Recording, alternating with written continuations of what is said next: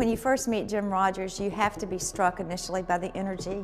He can suck the air out of a room, I tell people. He is the most charismatic, energetic, bold thinker and doer that I know. I think Jim Rogers decided early on when he became the CEO of Duke that Charlotte had the opportunity to diversify, and then with the global recession that hit us, he took every advantage of an opportunity to help people who might not have been as eager or as committed to diversification and to a new platform of economic development to focus and come together. He leads through collaboration, and I think because he does have bold ideas and is really willing to share and to compromise and to forge partnerships together, his personality and his energy brings the best type of leader. He can get the job done, but when the job is completed, all of us feel like we were critical members of the team.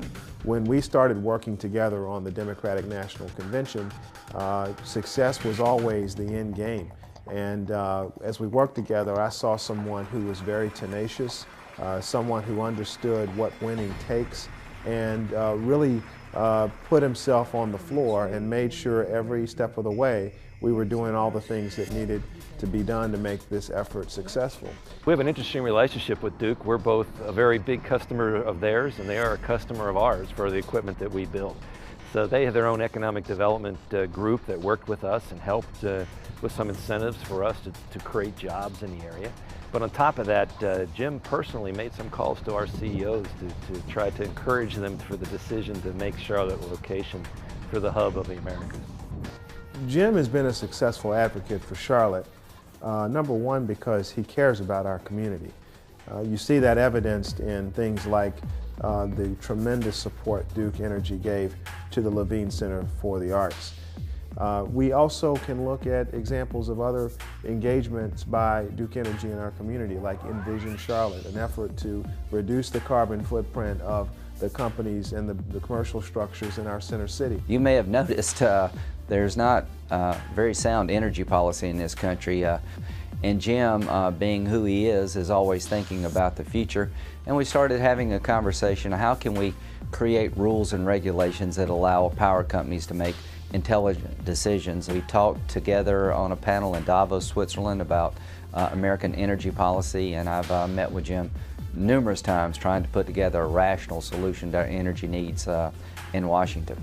He's a reliable person, full of a lot of energy, no pun intended, about the topic of trying to power America so that we can be competitive in the 21st century.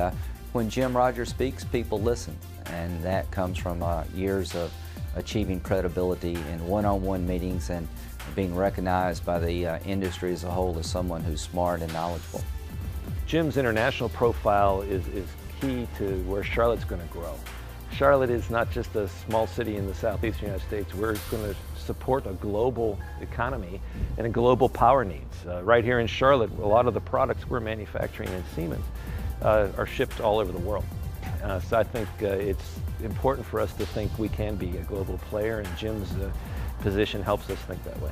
Duke Power, led by Jim, has been the genesis for the energy initiative here in Charlotte. I think it's all started when Duke decided to outsource some of the work that it did, and that, I think, is what led to other companies like Shaw and Areva to decide to locate here in Charlotte and started the ball rolling.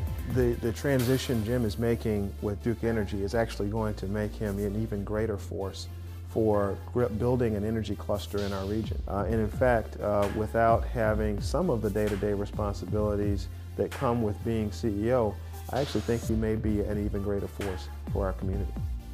When America presents energy solutions and policies to the world, one of the people they'll look for is Jim Rogers. So he's had a very large international profile, and does that help Charlotte? Does that help South Carolina, North Carolina?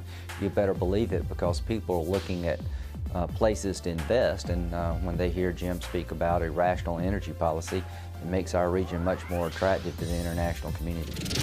Jim and Duke Energy have made a commitment to innovative ideas and have worked with my global initiative to introduce some really unique projects. From committing to transition Duke Energy's vehicles to plug-in hybrids and all-electrics, to enacting reforms that would increase investment in energy efficiency, Jim Rogers has made a commitment to doing well by doing good. Just last year, he had another good idea. He partnered with public and private organizations to create Envision Charlotte, a unique, replicable initiative that will make Charlotte's urban core more energy efficient and change consumer behavior. Jim's vision is not just good for the environment, it's good for Charlotte area businesses, helping to put policy into place that will help grow the region's energy hub, create more investment and job opportunities for all kinds of people throughout the area. Congratulations, Jim, on receiving the 2011 Charlotte Regional Partnership Jerry Award. I just wish that all the people who have given you this award, all the people who are applauding you, and all the people who will read about it would do just a little more to try to follow in your footsteps, to create a world of shared prosperity and shared opportunity, a world we'll be proud to leave to our children and grandchildren.